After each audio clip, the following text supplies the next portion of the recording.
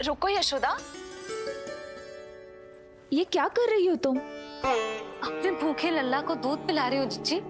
कोई पाप थोड़ी ना कर रही हूँ।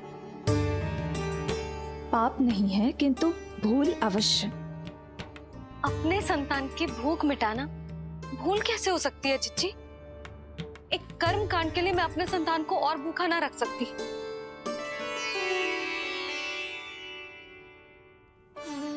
आपको तो पता है मैंने इस क्षण के लिए कितनी प्रतीक्षा की है, कितना तरसी हूं मैं।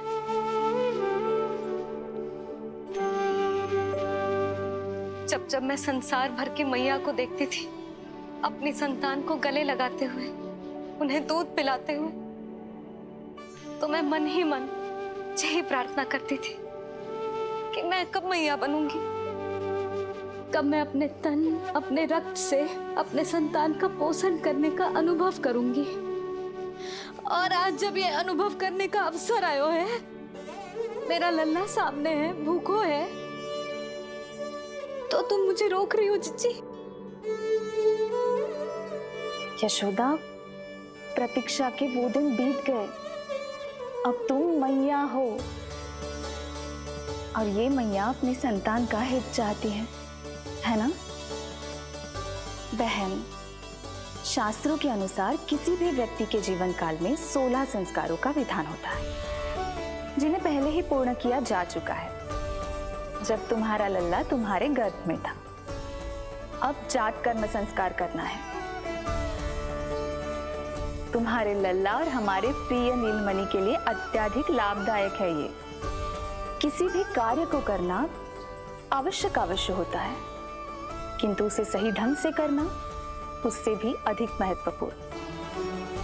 तुमने इतने वर्षों तक प्रतीक्षा की है, अब क्या अपने लल्ला के भविष्य के लिए कुछ देर और प्रतीक्षा नहीं कर सकती? मैंने सदानंद जी को सूचना भिजवा दी थी। वो संस्कार पूर्ण कराने के लिए शास्त्री जी को बुलाने उनके घर गए हैं। शीघ्र ही आ जाएंगे ना वो? बस आते ही होंगे। मैया, मैं भूखा तो हूँ पर प्रतीक्षा कर सकता हूँ। अब और प्रतीक्षा नहीं करनी पड़ेगी। बाहर उपनंद जी ने भी तो सारी तैयारियां करवा दी है। गोकुलवासी भी तो हमारे लल्ला के दर्शन के लिए उमड़ पड़े हैं। मैं बाहर जाकर सबसे मिलता हूँ। मैं भी मेरे पुत्र को देख कर आती हूँ।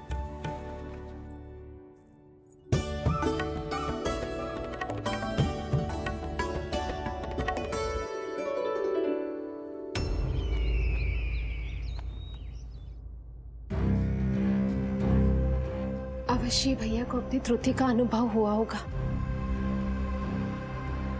तभी तो उन्होंने। नहीं देवकी, ये भूल सुधारने का प्रयत्न नहीं है,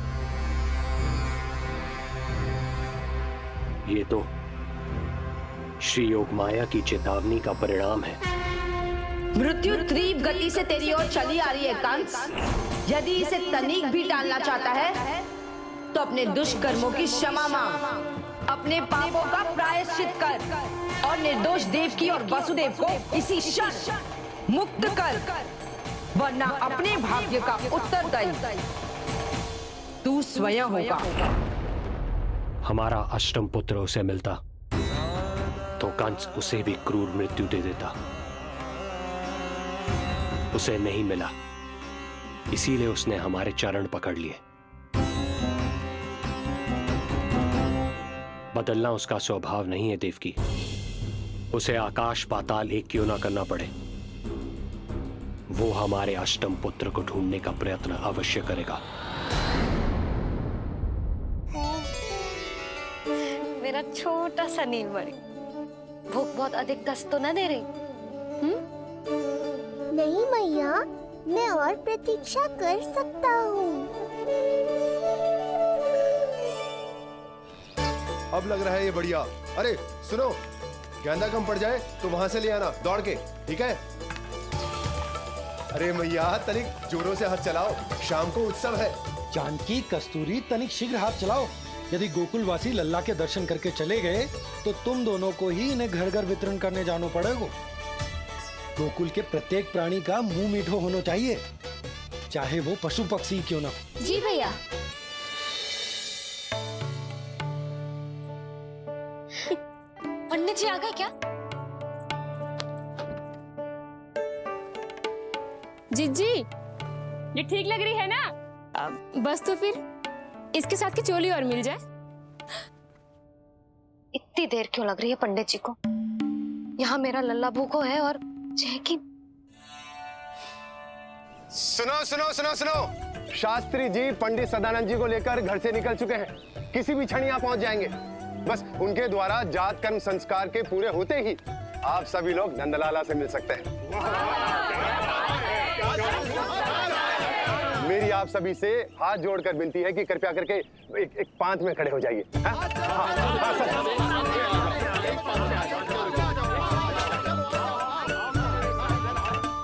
पंडित जी ना हुए महाराज हो गए, पता ना कब पहुंचेंगे और कितनी देर भूखा रहेगा मेरा लल्ला।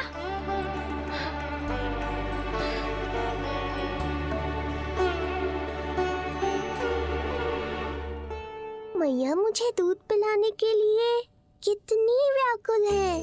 एक शीर समंदर माँ के अंदर, ना ममता की था, परंपरा से बंध कर तड़पे इसके मन की चाह। सबसे पहले लल्ला को तो मैं ही देखूंगा। जशोदा और नंद जी को लल्ला हो गयो और मुझे अब पता चल रहा है। चलो हटो हटो। अरे रुको रुको रुको, पीछे देखो, सब पात में खड़े भये हैं। जब तुम्हारी बारी आएगी तभी अंदर जाओगी। तुझे पता भी है मैं कौन हूँ? कहीं की महारानी तो नहीं दिख रही वैसे, और यदि होती तो भी ये नंदराज का गोकुल है, यहाँ सभी कार्य नियम से होते हैं। चलो जाओ, जाके खड़ी हो जाओ पीछे। इतना अधिकार तो मेरे पति को भी ना दिया है मैंने। ओहो, इतना अभिमान है? पात तोड़ के लल्ला को देखने को। देखो हमारे जीते जी नहीं जाने दूंगा। चल हट।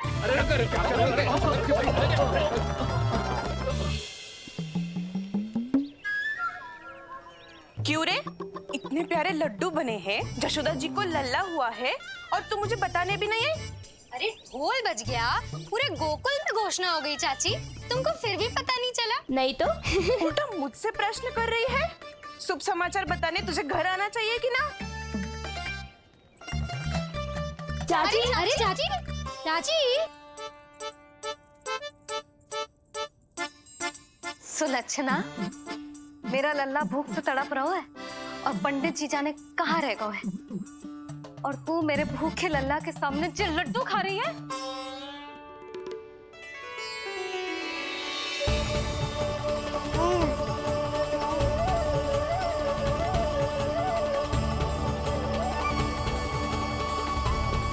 कितना प्यारा है ये, छोटा सा भोला भाला। शीघ्र ही आपका ये विचार बदल जाएगा। अब मैं जो आ गया हूँ आपको परेशान करने। देखा जशोदा जी, देखा आपका लल्ला कितना प्रसन्न है मुझे देख के। अच्छा यशोदा, सदानंद जी शास्त्री जी को लेकर पधार गए। हे नारायण, आपका बहुत बहुत धन्यवाद। पंडित जी, शास्त्री जी, ये है हमारा लल्ला। अद्भुत, अभूतपूर्व। ऐसा तेजस्वी बालक मैंने आज तक ना देखो। इसका जात कर्म करवाना मेरे लिए सौभाग्य का विषय है। शास्त्री जी अब प्रारंभ करते हैं। मेरा लल्ला बहुत समय से भूखो है। नंदराज, अब आप स्थान ग्रहण कीजिए।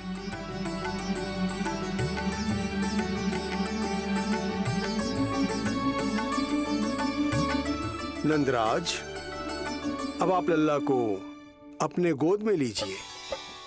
पंचदोष से मुक्ति हो, मिले सुख समृद्धि अपार। जन्म के बाद जो पिता करे, जात कर्म संस्कार।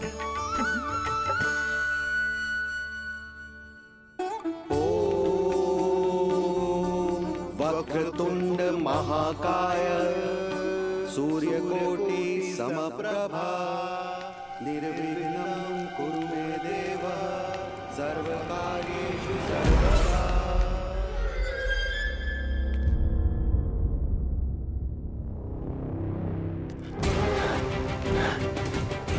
विष्णु, क्या लगता है तुझे कि तू मुझसे बच गया है? मुझे मूर्ख बनाकर कहीं और जन्म ले लिया तुमने, तो क्या मैं अपनी पराजय को स्वीकार कर लूं? क्या अपनी विनाश की राह में पलक पावड़े बिछाकर अपनी मृत्यु की प्रतीक्षा करूं मैं? विष्णु,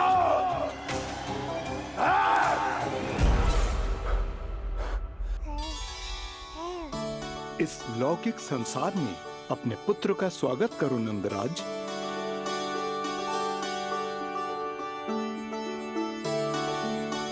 जिस पुत्र का नाता अब तक केवल अपनी मां के गर्भ से था, ऐसे पुत्र का स्वागत जब एक पिता इस संसार में करता है तो वो कितना विलक्षण, कितना अद्भुत दृश्य होता है। ऐसे महान क्षण की साक्षी बनने के लिए मैं भी अत्यधिक उत्साहित हूं।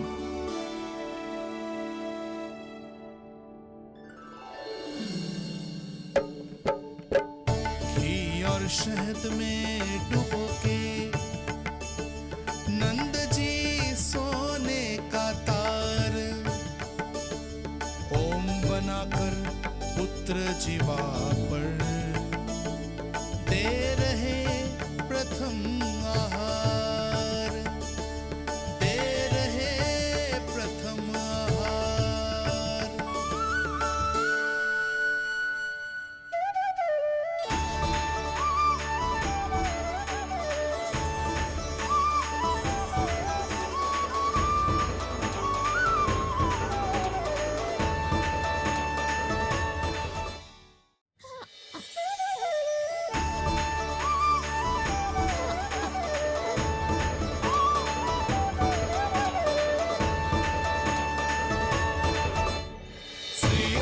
ये क्या हुआ मुझे? अचानक अपने भीतर इतनी शक्ति का अनुभव क्यों कर रहा हूं मैं? सामान्य रूप से इस संस्कार में पिता अपने पुत्र को पोषक तत्व खिलाता है। मानसिक तीव्रता और उत्तम स्वास्थ्य के लिए श्री नारायण से प्रार्थना करते हैं और उसे अपना आशीर्वाद देते हैं। किंतु जो स्वयं समस्त विश्व के नियंता को पोषक तत्व अर्पित कर रहा है, उसे श्री हरि से उत्तम स्वास्थ्य, मानसिक और शारीरिक बल का वरदान तो मिलना ही है।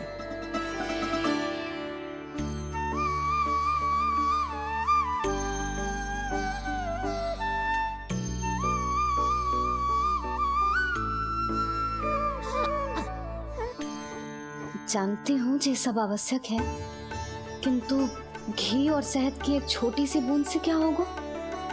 इससे तो नीलमणि की भूख और बढ़ जाएगी। अब बस ये सब शीघ्र ही समाप्त हो जाए। अब नाल छेदन की प्रक्रिया होगी।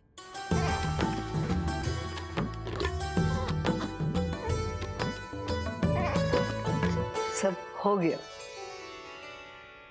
इस नाल का थोड़ा भाग सोने या चांदी के कुंडे में संभाल के रखना यशोमती, और उसे लल्ला के कमर में बांध देना। बालक की नाल में मूल कोशिकाएं होती हैं। भविष्य में इसके स्वास्थ्य में कोई भी आपदा विपदा आएगी तो ये काम आएगा। बधाई हो यशोमती रानी, बधाई हो नंदराज।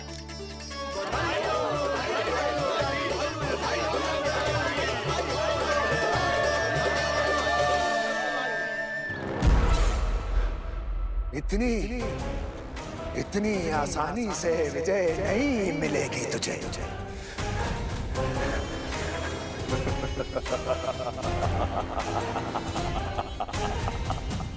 कंस हूं मैं, कंस। तेरे अवतार का वो हश्र करूंगा कि देश, दाना, बाना सभी देखते रह जाएंगे। मारूंगा, तेरा अवतार जहां भी छुपा होगा ढूंढ निकालूंगा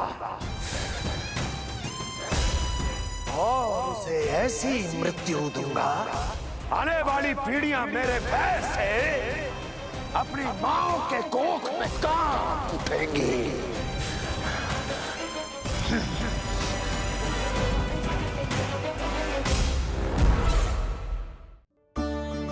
अनाज और आभूषण के साथ ढेर तैयार है। कृपया आप इन्हें ग्रहण करें और हमारे लल्ला को असीमित आशीर्वाद प्रदान करें।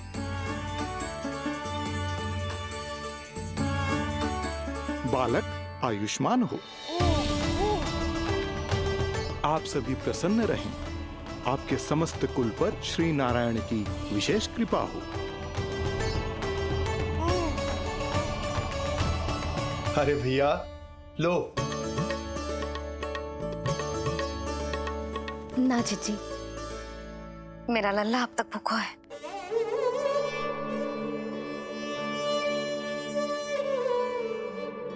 नंदराज, अब आप जमुना में उत्तर दिशा की ओर मुंह करके डुबकी लगाओ और जब मैया और बालक स्वच्छ और शुद्ध हो जाएंगे, तत्पश्चात यशोदा रानी अपने लल्ला को दूध पिला सकती है। ये है मैया, केवल एक ही चिंता है इन्हें, कैसे अपने लल्ला को दूध पिलाए, कैसे उसकी भूख मिटाए। यही तो है वो ममता जिसके लिए आपने ये जन्म लिया है प्रभु।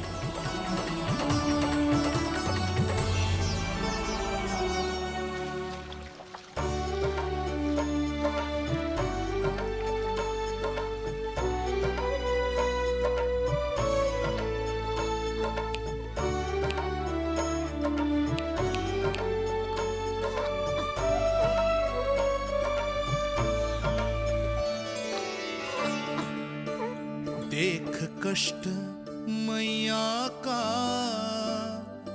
व्याकुल हो नन्हे कन्हैया, जग सम्मुख पर इनको दिखे बस यशोदा मैया, दिखे बस यशोदा मैया।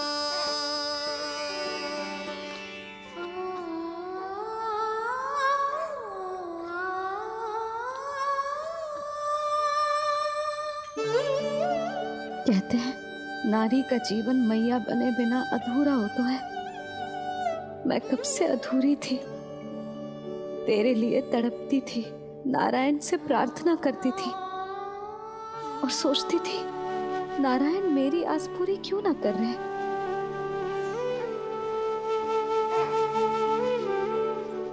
किंतु प्रतीक्षा का फल मीठा होता है। देर से दियो, पर जिसे दियो है वो जग में सबसे निराला है। तूने मेरा जीवन सार्थक कर दियो लल्ला। नारायण का बहुत बहुत आभार, और तेरा भी जो तूने मुझे अपनी मैया के लिए चुनो है।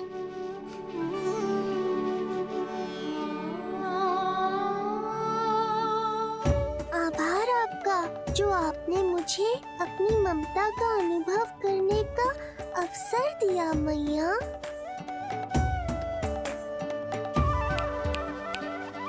यशोमती मैया के नंद लाला, यशोमती मैया के नंद लाला, यशोमती मैया के नंद लाला, यशोमती मैया। आज मैं तुझे वचन देती हूँ लल्ला, सदैव सबसे अधिक प्रेम तुझसे करूंगी। स्वयं से पहले, समस्त संसार से पहले तेरा हित रखूंगी। सदैव तेरे साथ रहूंगी, तेरा ध्यान रखूंगी, तेरी रक्षा करूंगी। आज से तेरा हर कष्ट मेरा है लल्ला।